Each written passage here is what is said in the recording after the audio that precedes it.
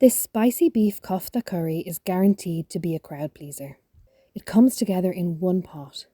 It's delicious served with fresh roti or with fragrant basmati rice. To make this, you'll need a kilo of beef, 3 onions, a bulb of garlic and a piece of ginger, which you'll blitz into a paste. Pour boiling water on your tomatoes to make them easier to peel, and then chop them roughly. You'll need 2 sets of spices. So for the gravy, 1 teaspoon of salt, chili powder, turmeric, and 2 teaspoons of coriander powder. For the kofta masala, you'll need 1.5 teaspoons of salt, coriander powder, cumin seeds, garam masala powder, and 1 teaspoon of red chili. I'll finish using some garam masala powder, fresh coriander and bullet chili, and the star ingredient that makes everything better, kasuri methi, or fenugreek leaves. Eggs are often served as part of a traditional kofta curry, so you'll also need 5 eggs that you're going to hard boil and peel. Chop your onions roughly and then put them in the food processor for a quick blitz. You do not want to create a puree because if you do that, you're going to have to strain off all of the liquid. Choose a pan that has a nice big base and heat half a cup of sunflower oil. Into that, we're going to toss about 2/3 of our chopped onion, and we're going to cook it away until it's nice and fragrant and brown. When your onions are starting to look nice and brown, you'll add in your ginger and garlic paste and cook that down for a few minutes. While the onions are cooking, we're going to prepare the koftas themselves. Into your minced meat, throw the remaining third of your chopped onion and also your kofta spices.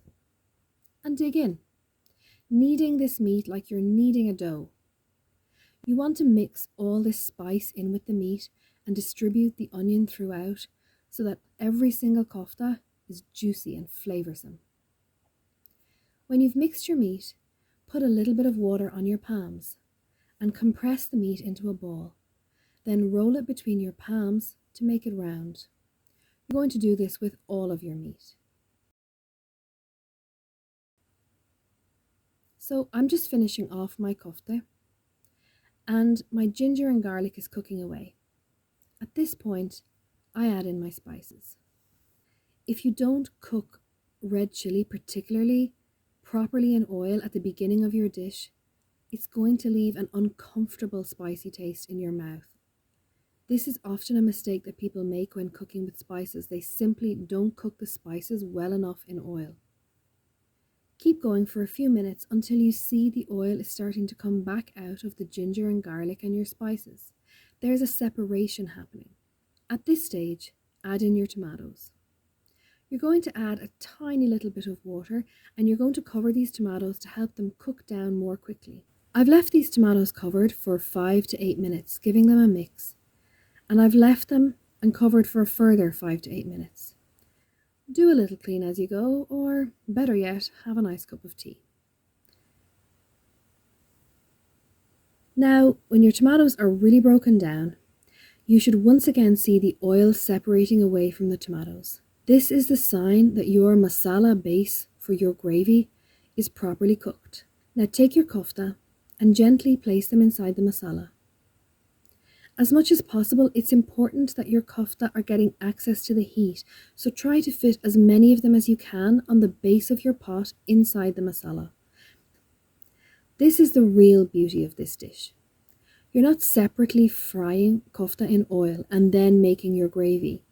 By just leaving these alone and not agitating them at all, they're going to cook and they're going to retain their shape, and then we'll be able to move on to the next stage of the cooking process.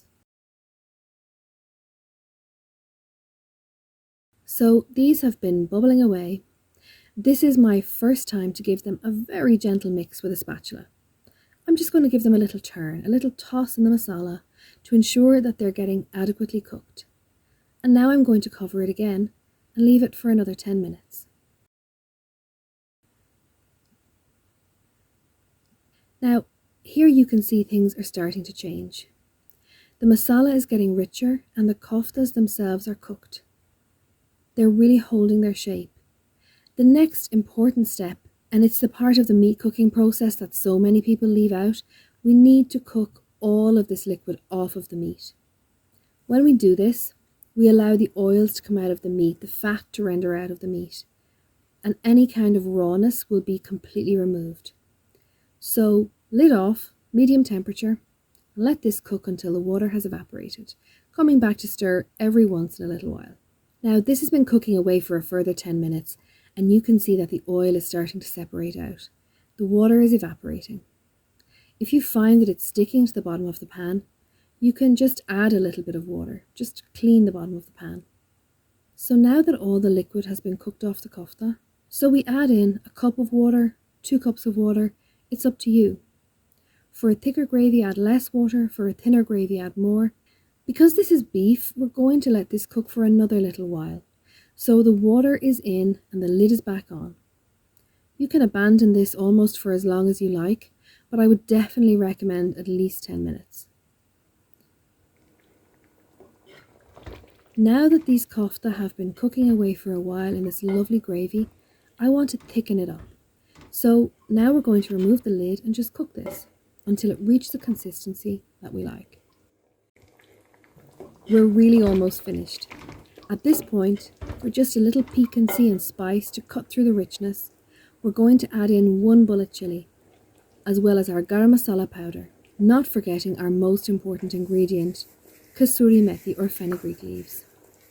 Keep stirring uncovered every few minutes. Let it cook for another 5-10 minutes to let all these flavours sink in. Now all you have left to do is serve. In this bowl, I've placed a hard-boiled egg halved, and I'm going to spoon on this delicious beef kofta curry. I recommend making it on a Saturday, having leftovers on a Sunday, and enjoying a weekend of food that feels like a real treat. I love food, and if you are like me, then you need to make this. Comment with your questions, like and subscribe. See you in the next one.